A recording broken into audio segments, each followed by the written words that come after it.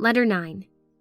My dear Father, in these letters to you, I hope you will pardon the details which I enter into, for it is my earnest desire that you should see everything with my eyes, as if you had been present with me, in order that you may be able to judge of the remarkable events of which I have undertaken to give you a complete history. After Rabbi Amos had reached the house in the wheat fields of Gilgal, he kindly told us that he was ready to accompany my cousin Mary and myself to the Jordan to hear the prophet. We had not ridden a great way from the house when we overtook 2 men on foot with staves in their hands and wallets upon their shoulders. As we passed, one of them bowed with respect to Rabbi Amos, who, from his rank as a priest and his venerable appearance, always commands the homage of all men. "Whither goest thou at such a pace, friend Matthew?" said Rabbi Amos, returning his salutation. "Canst thou leave thy tax-gathering these busy times to go into the wilderness?" The person, who was a man of stout figure, with dark hair and beard and a look of intelligence, but whose costume was plain and ill-worn, smiled and answered, "If a man would find the payers of tribute nowadays, good master, he must not stay at home, forsooth, but go into the wilderness of Jordan. Verily, this new prophet emptieth our towns, and we publicans must remain idle in our seat of customs or go with the tide. And thinkest thou," continued my uncle as the 2 men walked along by the side of his mule, "thinkest thou this prophet is a true son of the prophets?" "He works no miracles, unless indeed the power of his preaching be a miracle," answered Matthew. "This man is an impostor. There can be no prophet unless he prove his mission by miracles," suddenly said the companion of Matthew, speaking up abruptly in a sharp and unpleasing voice. Now, neither Mary nor I liked the face of this man from the first. He was low in height, was ill-featured, and his attire was mean. But he had a suspicious air, combined with the cringing deference to Rabbi Amos, that made me think he must be a hypocrite. He smiled with his mouth and teeth, but at the same time looked sinister out of his eyes. An air of humility seemed to me to be put on to conceal the pride and wickedness of his character. He looked like a man who could artfully deceive to gain his selfish ends, and who would kneel to you to overturn you. The sound of his voice confirmed my first impression of him. Upon speaking, Rabbi Amos fixed his eyes upon him, as if he did not like the manner of his breaking in upon the conversation. "What is thy companion's name, friend Matthew?" he asked aside as the other walked on ahead. "His name is Judas, called Iscariot. He hath been engaged by me to bear the moneys I collect in the country villages, and as we are to gather taxes both at Gilgal and Bethabara, he cometh with me." At length, dear father, after hastening the speed of our mules and riding pleasantly for 2 hours along the verdant banks of Jordan, we came in sight of a square tower of stone peering above the trees which marked the site of the village of Bethabara. "That tower," said Rabbi Amos, "stands over a cave in which Elijah long dwelt.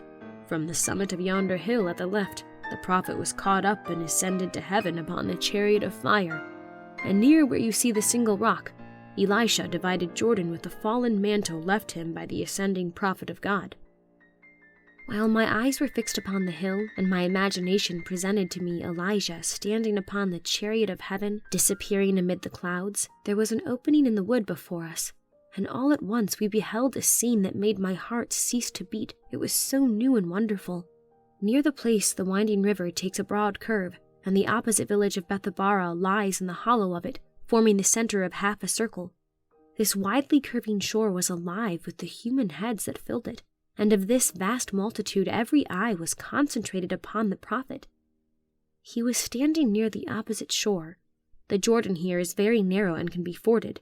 In the water, addressing the countless assembly that stood opposite to and half encircling him. Near him, behind and on either side, sat his disciples upon the bank, at least 100 in number, chiefly young men.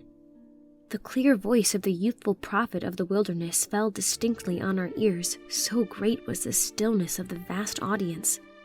To my surprise, I saw John, the cousin of Mary, standing close to the prophet and listening with the deepest and most reverent attention to every syllable he uttered. The subject of the prophet's discourse was as before, and as always, the coming of the Messiah. Oh, that I could give you, my dear father, the faintest idea of the power and eloquence of his language. "Do you ask me if the blood of bulls and goats take not away sin?" I answer and say unto you that the Lord hath said that he delighteth not in these rivers of blood." He continued earnestly. "For what then, great prophet?" asked one of the chief Levites who stood near him. "For what then are the sacrifices ordained by the law of Moses?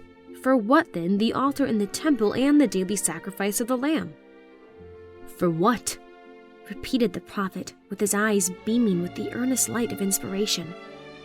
"For what but as types and shadows of the real and true sacrifice appointed by God from the foundation of the world? Think ye a man can give the lamb of his flock for himself? Nay, men of Israel, the day has come when your eyes shall be opened. The hour is at hand when the true meaning of the daily sacrifice shall be understood. Lo, the Messiah cometh, and ye shall see and believe." There now came several persons towards him who desired baptism.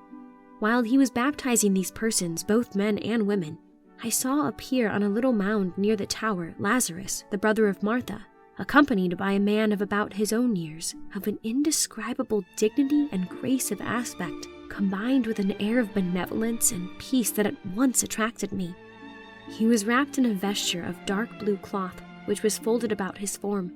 His head was bare, and his hair flowed like a Nazarene's down about his shoulders. He seemed so unlike all other men, and a certain majesty united with sweetness that marked his whole air, that I could not withdraw my gaze from him. The prophet at the same moment rested his eyes upon him, and as he did so, I saw a change come over his face, as if he had seen an angel. His eyes shone with unearthly brilliance. His lips parted as if he would speak, yet had lost the power. And then, with his right hand stretched forth towards the noble stranger, he stood for a moment like a statue. All eyes followed his in the direction of his stretched out arm. Suddenly he exclaimed, and oh, how like the trumpet of Horeb his voice rang, "Behold!" There was not a face in that vast multitude that was not directed towards the little eminence. "Ye have asked wherefore is slain the daily lamb," continued the prophet. "The day has come when the lamb of sacrifice, which can take away no sin, shall cease. Behold!" And here he stretched forth both arms toward the dignified stranger. "Behold him who taketh away the transgressions of men. He it is who, coming after me, is preferred before me. He it is to whom I bear witness as the Messiah, the Son of the Highest. There stands the Christ of God, the only true Lamb, whose blood can take away the iniquities of us all. He hath dwelt among you, he hath walked your streets, he hath sat in your homes, and I knew him not till I now behold on him the sign of the Messiah." When the prophet had thus spoken in a voice that thrilled to every bosom, we beheld the august stranger advance towards the prophet. He moved on alone. Lazarus had fallen prostrate on his face. As he continued to come forward, all was expectation in the immense multitude. The massive head swayed this way and that to get a sight of his face, which I could see was serene, but pale and earnest.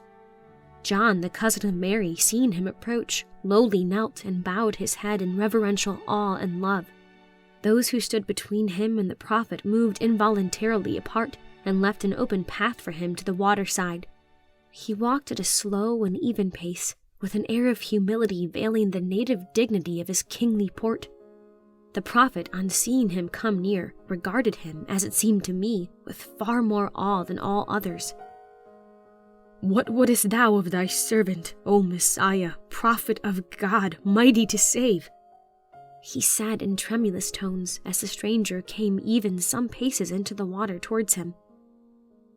"To be baptized of thee," answered the Christ in his still, quiet voice that was heard to the remotest bounds of the crowd. Never, oh never shall I forget the sounds of that voice as it fell upon my ears. "I have need to be baptized of thee, and comest thou to me?" answered the prophet with the lowliest humility and awe of manner, and with looks expressive of his amazement. "It becometh us to fulfill all righteousness," answered Messiah mildly. And when he had said this, the prophet, though still with a manner of doubt and with the holiest reverence, administered then unto him, in the sight of all the people, the like baptism which he had administered to his disciples. And now, my dear father, comes to be related the most extraordinary thing that ever took place in Israel since the law was given from Sinai. No sooner did the baptized stranger go up out of the water than there was heard above all our heads a noise as of rolling thunder, although the sky was cloudless. And when in great fear we looked up, we beheld a dazzling glory far brighter than the sun, and from the midst of this celestial splendor there darted with arrowy velocity a ray of light which descended and lit upon the head of the Christ. Some of the people said it thundered, and others that it lightened.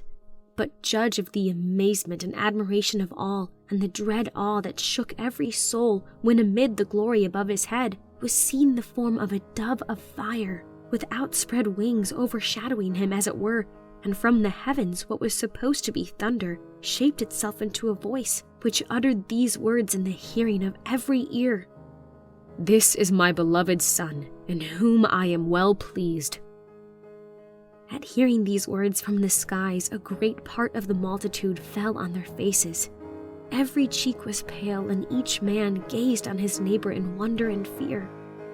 When the majestic yet terrible voice had given utterance to these words, the light disappeared, the dove reascended to the skies and was lost to sight, leaving a halo of divine glory resting upon the head of this Son of God. He alone seemed unmoved and calm amid all this awful scene, and going up the riverbank, disappeared mysteriously and suddenly from my earnest gaze.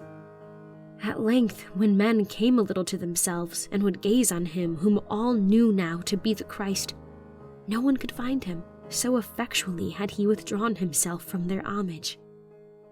Your affectionate Adina.